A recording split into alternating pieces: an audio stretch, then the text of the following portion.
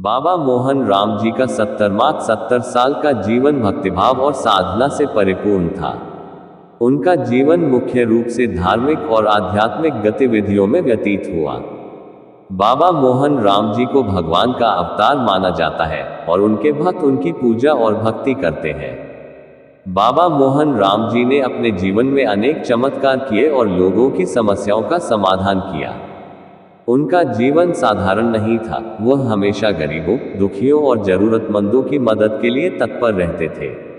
उन्होंने अपने भक्तों को सच्चाई और धर्म के मार्ग पर चलने की शिक्षा दी। उनके जीवन की विशेषता ये थी कि उन्होंने कभी भी किसी भौतिक संपत्ति का मोह नहीं किया और हमेशा साधारण जीवन जिया। उनके जीवन के अनेक प्रसंगों से यह स्पष्ट होता है कि उनका उद्देश्य मानवता की सेवा करना और लोगों को आध्यात्मिक मार्ग पर चलने के लिए प्रेरित करना था। आज भी बाबा मोहन राम जी की पूजा और उनके आशीर्वाद के लिए लोग दूर दूर से आते हैं। उनके भक्तों के लिए उनका जीवन एक प्रेरणा स्रोत है। बाबा मोहन राम की प्रेरणा स्रोत रोड से आगे की कहानी उनके एक अद्भुत भक्तिपूर्ण जीवन के विभिन्न पहलुओं को उजागर करती है। बाबा मोहन राम एक प्रसिद्ध संत माने जाते हैं और उनकी मान्यता विशेष रूप से राजस्थान और हरियाणा के क्षेत्रों में है। उन्हें भगवान विष्णु का अवतार माना जाता है और उनके भक्त उनके प्रति गहरी आस्था रखते हैं।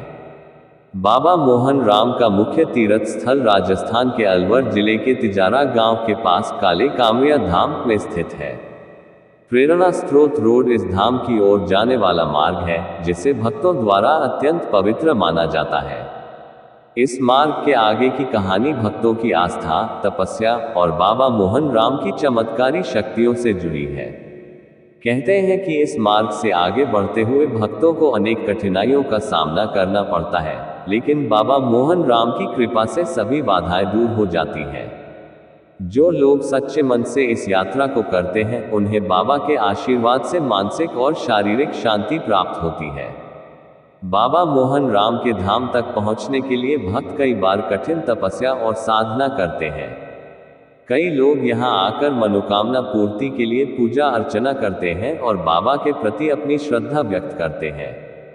बाबा मोहन राम के धाम का महात्म्य यह है कि यहाँ पर आने वाले हर भक्त की मनोकामना पूर्ण होती है और उन्हें जीवन में सुख, शांति और समृद्धि की प्राप्ति होती है।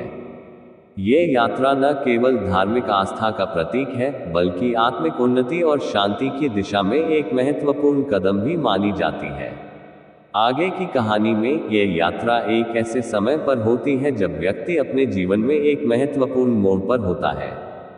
कठिनाइयों और चुनौतियों से गुजरते हुए वह आंतरिक शांति और संतोष की तलाश में होता है। इस यात्रा के दौरान व्यक्ति को अनेक प्रकार के अनुभव होते हैं जो उसे अपने जीवन के विभिन्न पहलुओं को समझने और उन्हें स्वीकार करने में मदद करते हैं। जैसे जैसे यात्रा आगे बढ़ती है, व्यक्ति को नए नए स्थानों, संस्कृतियों और लोगों से मिलने का अवसर मिलता है। ये सब उसके ज्ञान और समझ को बढ़ाता है, जिससे उसकी आत्मिक उन्नति होती है।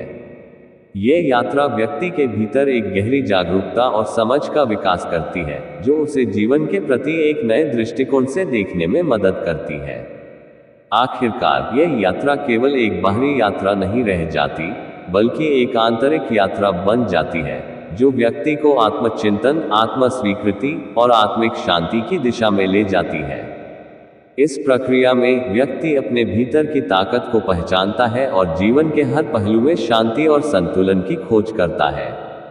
ये कहानी यह सिखाती है कि जीवन की कठिनाइयाँ और चुनौतियाँ हमें मजबूती और समझ प्रदान करती हैं और अंततः हमें आत्मिक उन्नति की ओर ले जाती हैं।